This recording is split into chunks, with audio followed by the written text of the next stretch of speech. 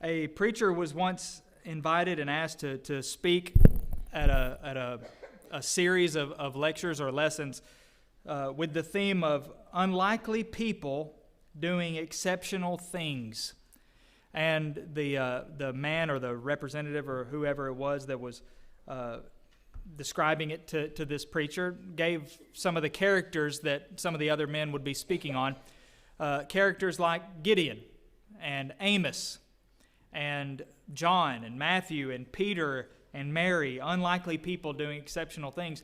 But then he was told about his topic, his character for his particular lesson, the thief on the cross.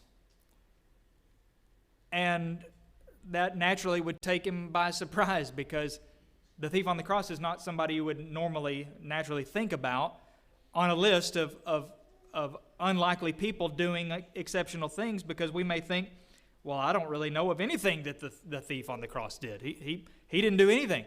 He died shortly after the moments that we read about in the New Testament. What exactly did he do? And yet this was his character, his topic. And if you've done very much one-on-one teaching, or maybe not even just teaching, but one-on-one discussions with people, you know how much the story of the thief is used by many religious people. You may share passages with them, such as Mark 16:16 and Acts 2:38, for the purpose of emphasizing the need for baptism as far as the New Testament is concerned, for salvation. And then the person that you're talking to may fire back with, but what about the thief? It's always, what about the thief? What about the thief? He wasn't baptized, and yet he was saved. Most of the members of the Lord's church understand that the thief on the cross is not an example for us today. We talked about this recently in one of our studies Wednesday night about the thief. It's not an example for us to follow today in seeking salvation, mainly because he lived under the old covenant. He died before the new covenant began. He was saved before the new covenant began. The old covenant ended with the cross, Colossians 2:14 through 16. New covenant began, I guess you could say, when Jesus died, or at the latest, 50 days later on Pentecost. We know the thief was saved before the Great Commission was given, which is when these conditions of salvation were presented, baptism being one of them. He was saved before the gospel was preached, as a fact at least.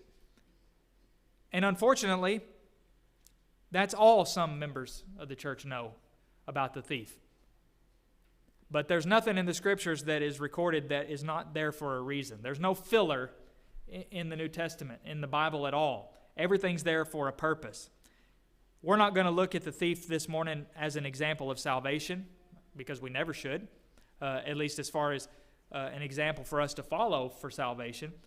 We're going to look at it in a different way. Let's just take a little look, a second look at the famous thief that we're talking about here. He was quite an intriguing person, a special individual. The moments at the end of his life, at least, are very fascinating. And we have a lot of questions about him that we don't necessarily have the answers to. But there are two passages in the New Testament that tell us about this man.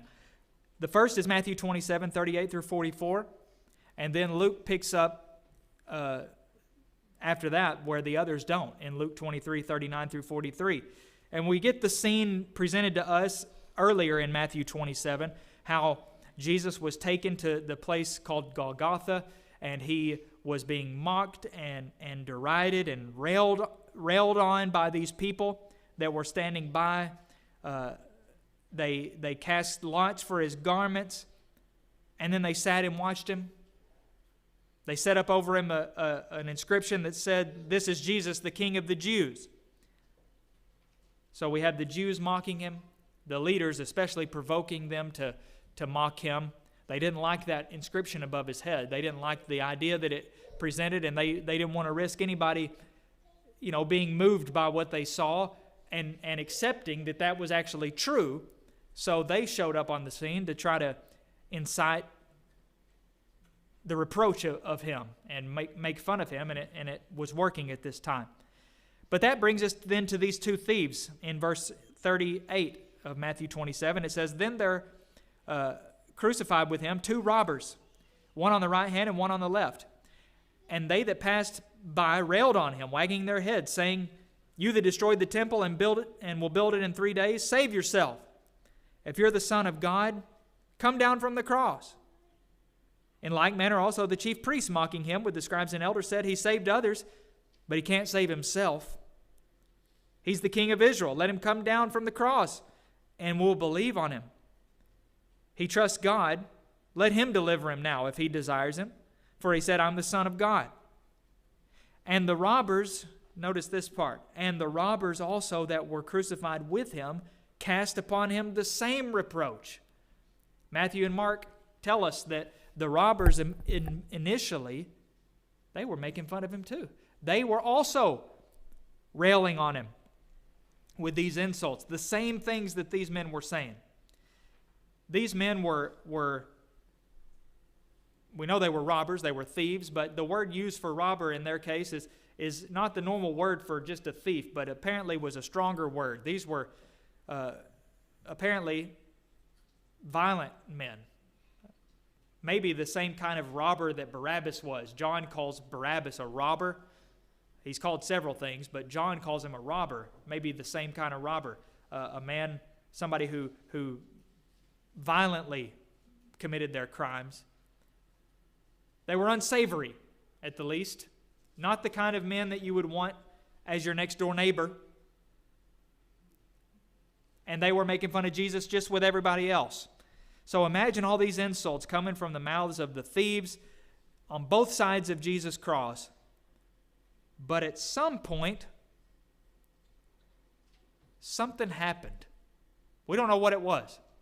But something happened that made one of these two thieves change his mind about Jesus. Maybe it was the way Jesus was behaving on the cross. Utterly unlike anything that they would have considered normal, unlike anything they would have expected. Not the least of which was, instead of cursing those around him like they probably normally would have done, he prayed for them. Whatever the reason was, we move over to Luke's account in Luke 23 to see what this change was. A drastic change in tone on the part of one of these two thieves. And this is what we read in Luke 23, beginning in verse 39. It says, "One of the malefactors or criminals that were hanged railed on him, saying, 'Are you not the Christ? Save yourself and us.' But the other answered, and rebuking him, said, 'Do you not fear God, seeing that you are under the same condemnation? And we indeed justly, for we are receiving the due reward of our deeds. But this man has done nothing wrong.' And he said to Jesus, or he said rather, 'Jesus, remember me when you come in your kingdom.' And it was at the conclusion of that conversation that Jesus said to him, 'Truly I say to you, today you shall be with me in paradise.'"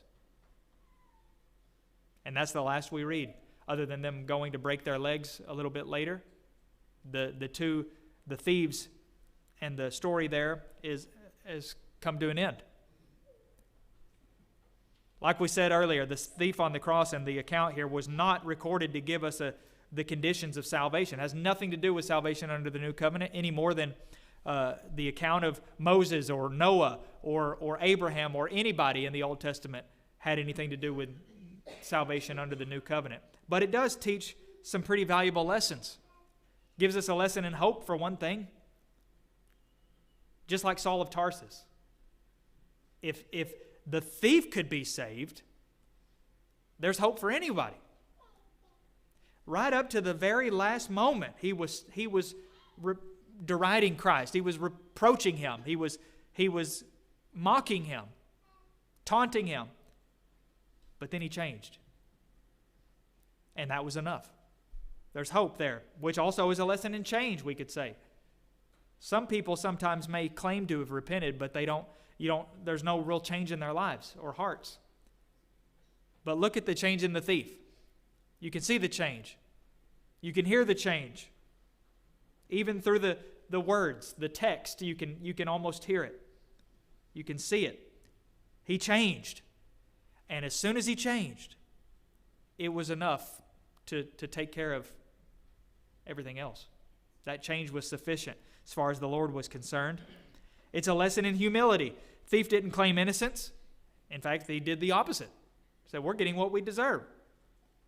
But the humble request, it wasn't too very long ago that James and John, the sons of Zebedee, with the help of their mother, had a request of Jesus that was of a totally different spirit than this even. They said, why don't you let us sit at your right hand and your left hand?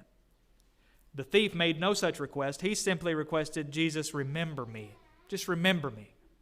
In whatever way you see fit. Remember me when you come in your kingdom.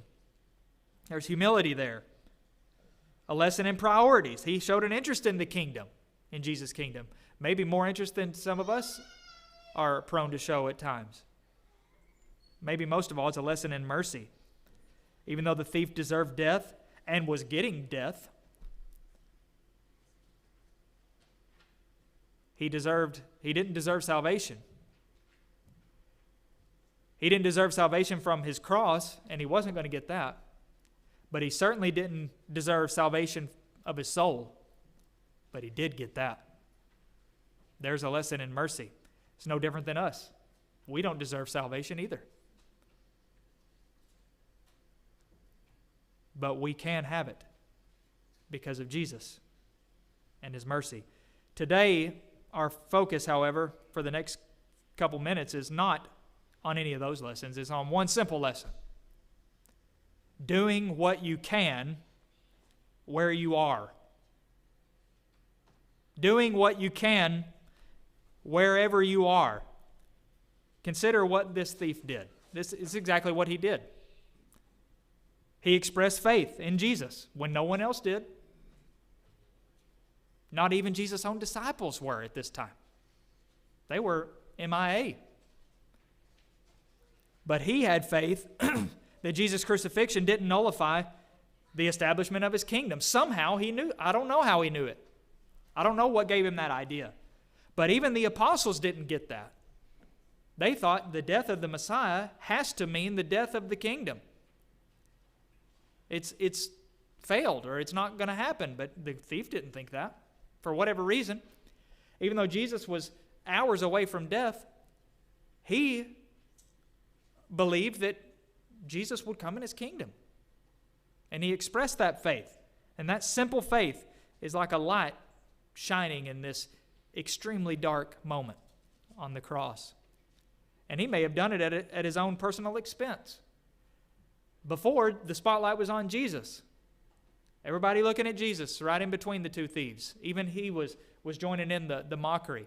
But now that he said this, just like the Jewish leaders weren't going to risk anybody believing in Jesus because of anything that was happening, the thief saying this, they wouldn't have allowed that to go unchecked. They would have probably directed some mockery at him as well. They wouldn't want to risk anybody feeling the same way the thief did. So now he's getting some negative attention, I'm sure. Reproach for saying these words, assuming anybody else heard those words. But when we read about the thief's acknowledgement of Jesus, maybe we should think about it in contrast to when we made the good confession in our obedience to the gospel. When we make the good confession, when somebody does today, we're generally at our best. We're generally surrounded by smiling faces. We're surrounded by people who are excited, happy that we've made this decision, loving people, warmth. But the thief, when he expressed his faith, look at the people that were surrounding him. There was no warmth. There was no love. There were no smiles other than the savage smiles, maybe like jackals. feral creatures almost, not even human. And yet he made his confession or his acknowledgement in those conditions. Makes it a lot harder. Just like it's harder for somebody today who's in a country that's hostile to Christianity, or a family that's subscribes to a religion that is hostile to Christianity. They have much more, they obey the gospel with much more difficulty, and yet they may do so more readily than we do here.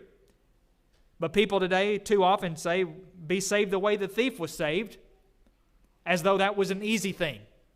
Be saved the way the thief was saved, as though it's so simple. But there was nothing easy about confessing Jesus in the midst of a bloodthirsty, anti-Jesus mob. But that's what he did. Even today, 2,000 years later, the story is still told, and it's just as much encouragement to us today as it ever has been. Because the thief, after all, he couldn't do much, could he? He couldn't do much. He was nailed to a cross. He could barely move, and he couldn't move at all without extreme pain. However, we see that he could at least speak. If he tried hard enough, we don't know how much effort he would have had to put forth to even get words out. But he could speak. And that's what he did. He couldn't do much, but he didn't consider that to be an excuse to do nothing. He could speak, and he did speak. He did what he could where he was. That's what the thief did. And the Lord asks nothing more of anybody else. The Lord never expects you to do what you can't do. But he does expect us to do what we can where we are. That's what he expects, no matter where we are. He expects us to do what we can, not what we can't. Just like Paul told the Christians in Macedonia, or maybe at Corinth, he said, the Lord doesn't expect you to, you're not to give based on what you don't have, but you give based on what you have. That's how you base what you might give to the Lord. He doesn't want what you don't have from you because he knows you don't have that. But he expects you to give according to what you have. And the same is true about anything we might give or do. Do what you can do where you are. Because the Lord expects us to do that, not to do what we can't. So even as the thief was limited in what he could do, we may also find ourselves in difficult situations at times that limit what we can do for the Lord. We may fret over it, worry about it when we find ourselves in those situations. But there's so little we can do, or we may worry that we can't do what we'd like to do, which is a good problem to have, by the way, because that shows that you actually care and want to do something. But we may worry about it. I can't do what I would like to do, and that's all we think about. We fret over that. Or I'm concerned because I can't do what I used to do, what I once did. And so we may just give up and say, why is this happening to me? Why would God let this happen? If I was able to do those things, then I could do more for God. So why would God want me to be in this situation? When what we should ask is, maybe why am I here? Why did the Lord put me here? If he did. Or what can I do in this situation? Some people may feel tied down by their demanding job, for instance. And we know we got to feed our families. It's a reproach not to, for an able-bodied person to choose not to work and be supported by, the church or anybody else. So we've got to put bread on the table, got to put food on the table. So I've got to work. But my job is so demanding, I'm tied down. I can't do much. I can't do what I would like. What can I do to serve the Lord in this situation? Well, one thing they can do is like Paul said to the Ephesians, Ephesians 6:7, do your job as unto the Lord, not unto man. You do your job as if the Lord is your boss. And in doing that, they're working for the Lord. That's something, at least. Behave like a Christian. Don't complain. Always do your best. Be the greatest employee that place has ever known. And in doing that, even in their, maybe less than ideal circumstances, they can do work for the Lord in some way, even in that small way. Some mothers or even grandmothers may feel tied down to a house full of children. And they may think, boy, when the kids are older, then I'll finally be able to work for the Lord. Finally. And yet, are they not exactly where God would want them to be? They are doing the work of the Lord. They are working for the Lord. There's nothing more important than raising children in the admonition of the Lord.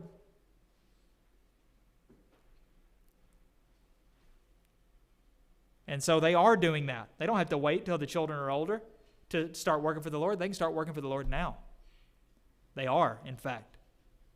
Some people may feel tied down by maybe having to take care of elderly parents or take care of somebody in their family, and they're limited in what they can do because of the time it takes. That it's just so time-consuming and energy-consuming. And yet, in doing that work, they're showing it, at the very least, they're showing what is sometimes an unloving world what it means to honor your father and mother. Again, Ephesians 6, verse 2. You see, in all circumstances, in anything, you can still do what you can where you are. What about the person who's maybe tied down to a sick bed, whether temporarily or long-term or maybe permanently? Well, it could be an opportune time to study and read the Scripture. Meditation. What about old age? Or we get to a point where we think, again, I can't do what I used to do, which means I can't do anything, apparently. What about somebody who may have had something happen to them, mini strokes or something along those lines, where they can't speak like they used to? They can't, their minds are okay, but they can't get it out. Or maybe it just comes in waves, or they're limited in how far they can take it, but they're restricted in a lot of ways. Not as mobile as they once were. What can you do? God brought me here, and He understands that I can't do anything. But is that really true? No longer anything you can do. Right? Wrong. You can still speak some. Voice might be weak. The words may be few. But surely it's not much more difficult to speak than it was for that thief. Still write, maybe. Still send notes, cards. Still pray. Surely. And so, even in that situation, the things that we consider to be our prisons can actually be a launch pad if we do what we can where we are. So instead of asking, why is this happening to me, or why would the Lord bring me to this place, maybe we should ask, what does the Lord want me to do in this situation? How can I serve Him right now? Right here, from where I am. Don't think about what you can't do. Well, I'd like to do this, and I'd like to do that, and I wish I could do that, and I don't have the money, I don't have the time, I don't have the energy, I don't have whatever I need to do it. You know what we're usually driven to do whenever all we think about is what we can't do? Nothing. How could you? How could thinking about what you can't do ever lead you to do something, because you're thinking about what you can't do? And in order to do something, you have to be thinking about what you can do.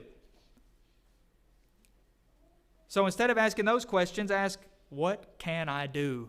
What would the Lord want me to do in this situation? How can I serve Him? That's what we need to take from the thief on the cross. The Lord never expects me to do what I can't do. He expects me to do what I can do where I am. And for one thing, where I am is always now. Did you know that you've never been anywhere in your whole life but now? Every single moment in your whole life, you've only been now. It's kind of a mind-blowing thing to think about, that yesterday you were in now, and now you're in now, and tomorrow you're going to be in now. You've never known anything but now. And sometimes, spiritually speaking, or emotionally, or figuratively in some sense, we progress where we are. And hopefully I won't be where I am today, tomorrow.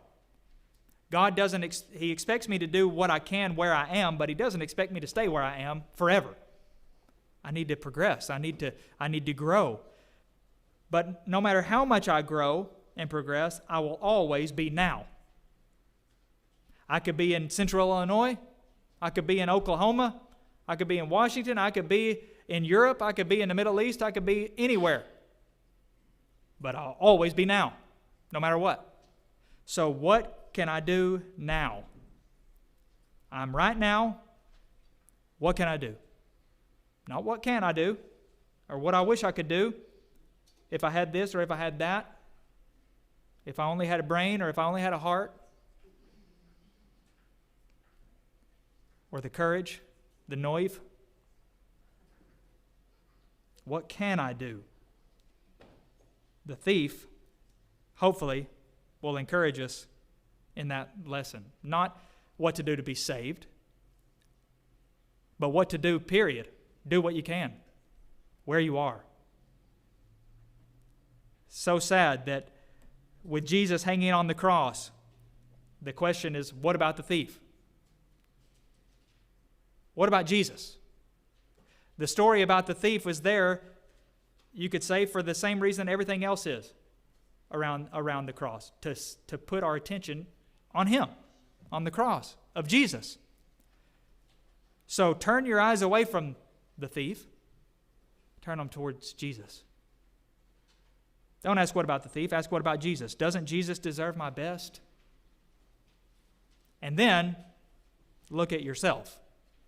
After you look at Jesus, then look at yourself. What about me? Have I responded to Jesus?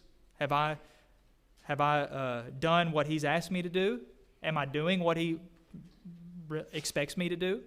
Am I doing what I can wherever I am?